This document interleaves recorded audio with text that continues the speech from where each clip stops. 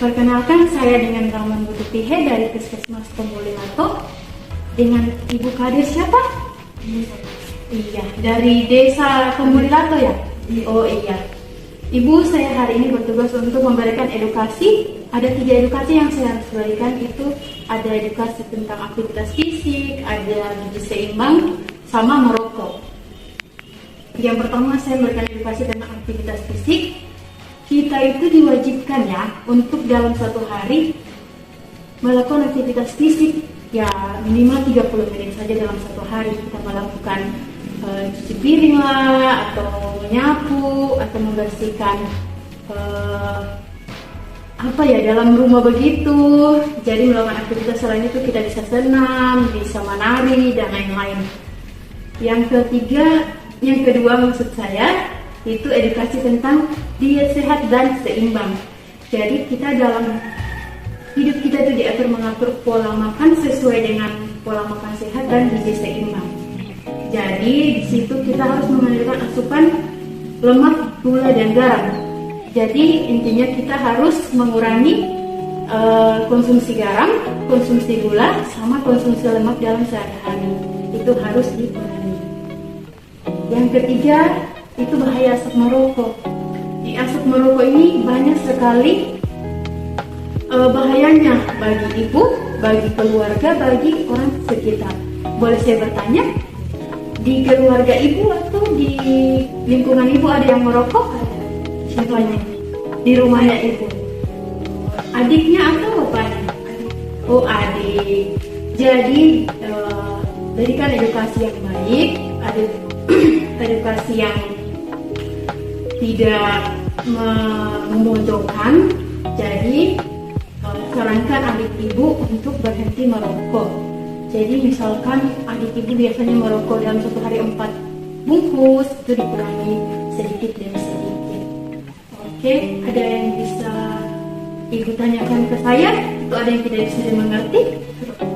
Sudah paham? Jadi mana ibunya yang sudah mengerti? Di bagian mananya? Sudah paham? 3. Bahaya merokok, perlunya aktivitas fisik dan gizi. Oh iya. Terima kasih. Jadi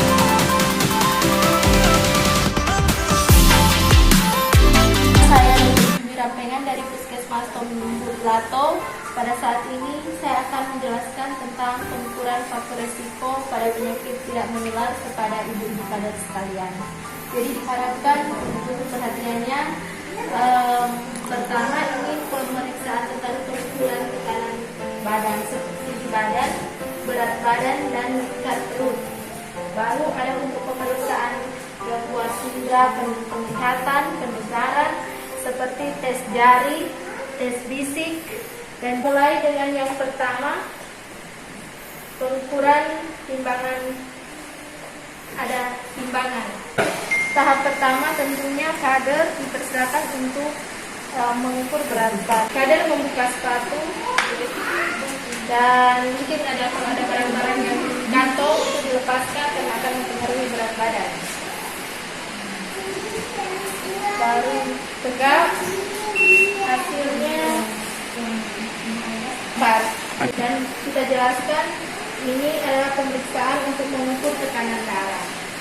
Duduk tegak. Biasanya digunakan tensi untuk mengukur digital.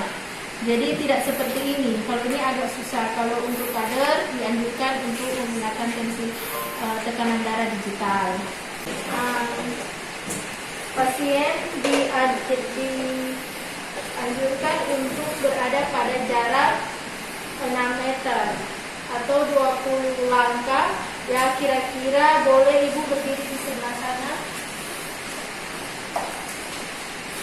Agak jauh karena ini belum sampai 20 langkah.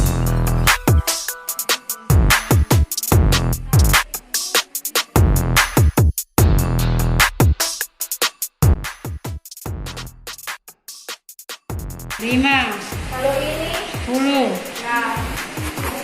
nah jangan pakai jari ya. Berapa? 1. Ini 10. ini 3. ya paling Besar. ini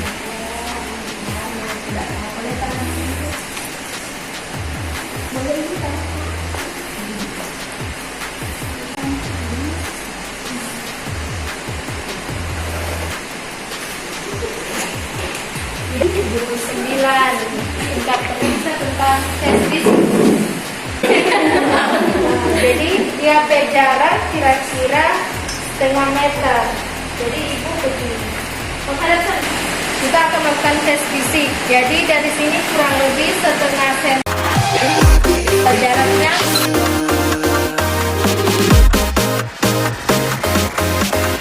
Waalaikumsalam warahmatullahi wabarakatuh. Ibu-ibu kader apa kabar? Baik. Sekali lagi apa kabar? Baik. Ya baik, saya di sini sebagai fasilitator untuk PTM dan pelaksanaan posyandu prima.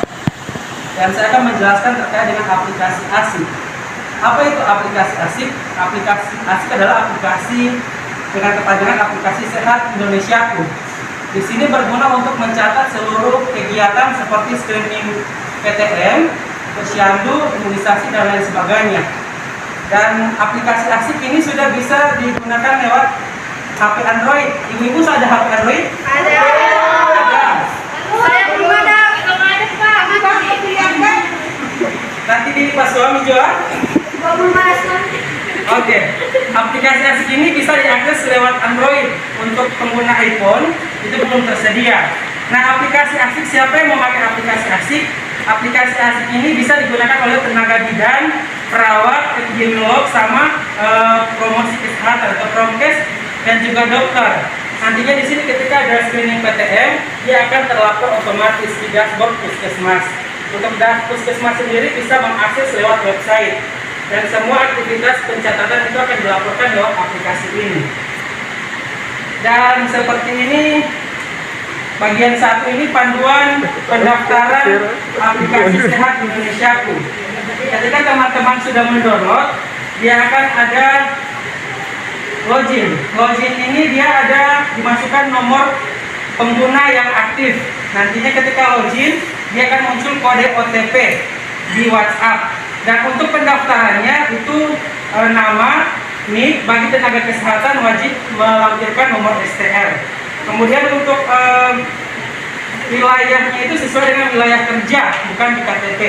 Jadi ketika teman-teman berdomisili di luar wilayah kerja teman-teman, maka harus didaftarkan sesuai dengan tempat bekerja.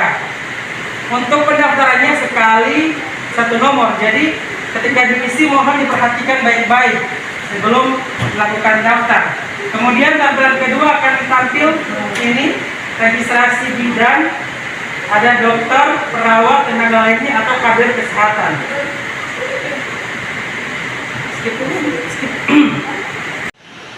Ini sebenarnya sudah ada, akan muncul halo pengalaman Ambon, alamat 78. Ketika kita melakukan imunisasi, tinggal klik imunisasi, akan muncul seperti ini. Kalau misalnya klik screening PTM, akan muncul seperti ini.